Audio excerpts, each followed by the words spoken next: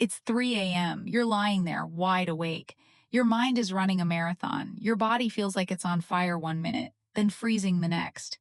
And you think to yourself, what is happening to me?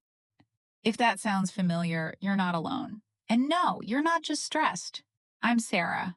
Welcome to Ep.1, the podcast for women in their 40s and 50s who are done being dismissed, done being told it's just aging, and ready to actually understand what's going on in their bodies.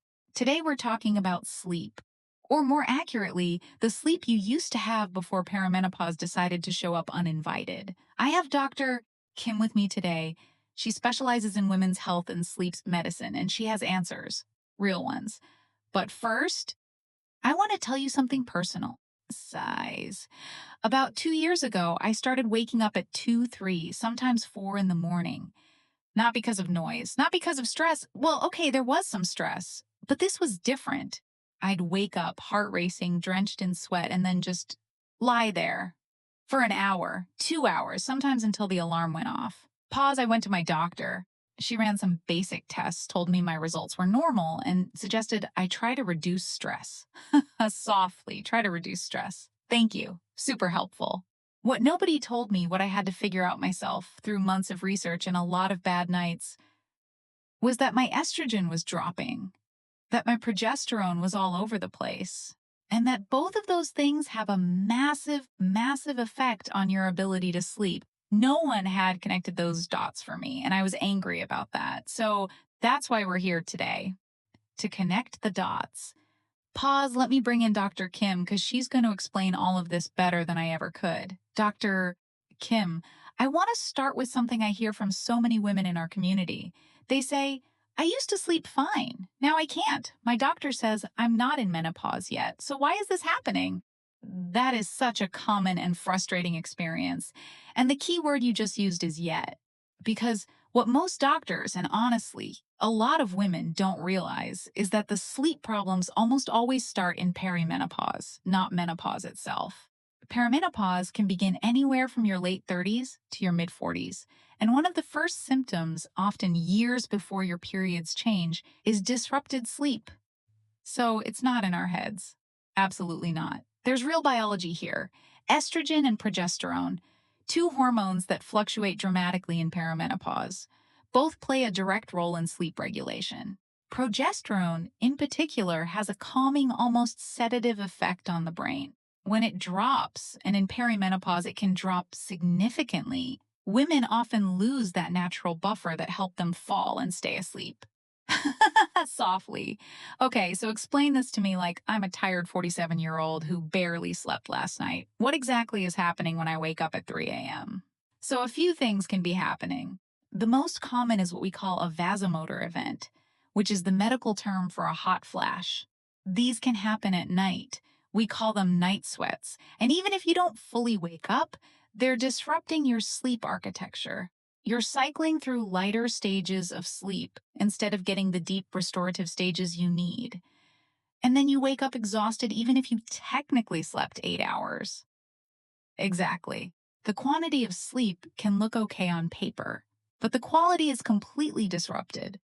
The second thing that can happen, and this is the one that really surprised my patients, is that research suggests estrogen plays a role in how the body regulates serotonin and melatonin.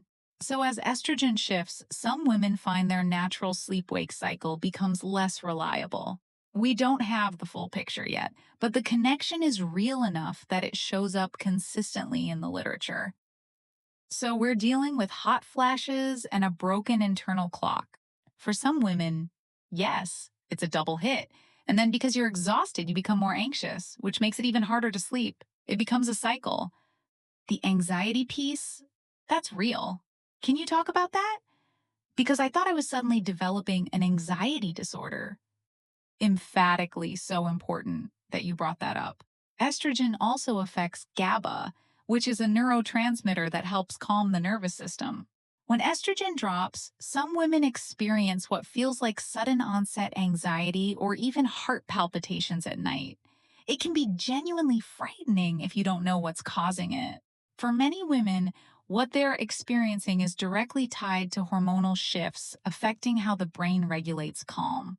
Pause, that said, if anxiety is significantly affecting your daily life, not just at night but during the day too, that's worth bringing up with a professional separately.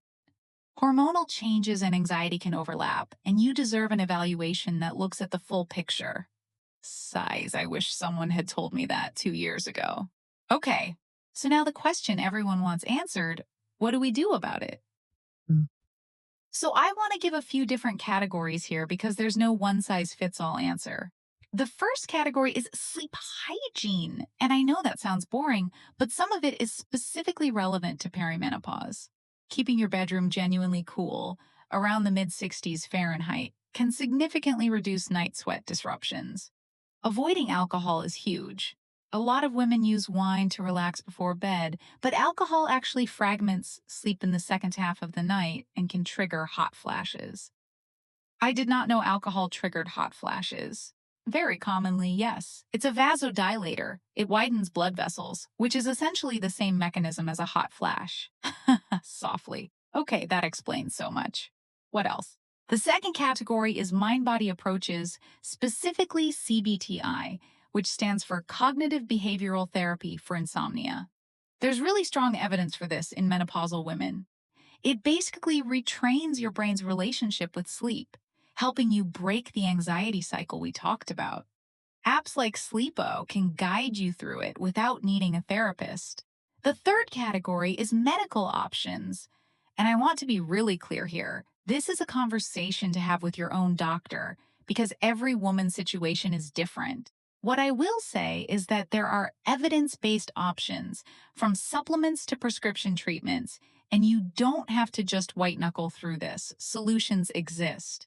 Your job is to find a doctor who knows what they are. And and we'll do a whole episodes on some of those options because there are topics that deserve their own space. But absolutely. There's a lot of fear and misinformation out there, and women deserve accurate information to make their own informed decisions. Last question. Dr. Kim, what's the one thing you wish every woman in perimenopause knew about sleep? That this is not normal aging that you just have to accept. The dismissal that so many women experience is, you're just getting older, it's just stress, that is not acceptable medicine. Sleep disruption in perimenopause is a symptom of a hormonal shift, and it has real evidence-based solutions. You deserve to sleep well. And if your doctor isn't taking it seriously, find one who will. Thank you for that, genuinely. Okay, here's what I want you to walk away with today. Number 1, if you're waking up in the middle of the night and your doctor has told you it's just stress, push back. Ask specifically about perimenopause and hormonal changes. You deserve a real answer. Number 2, tonight, try turning your thermostat down to 66 or 67 degrees before bed. And if you had a glass of wine to wind down, consider skipping it for 2 weeks and seeing if your sleep changes. Simple experiments, real data about your own body. Number 3, look up CBT-I. Specifically, search for Sleepio or CBT-I Coach app. It's free, it's evidence-based, and it works.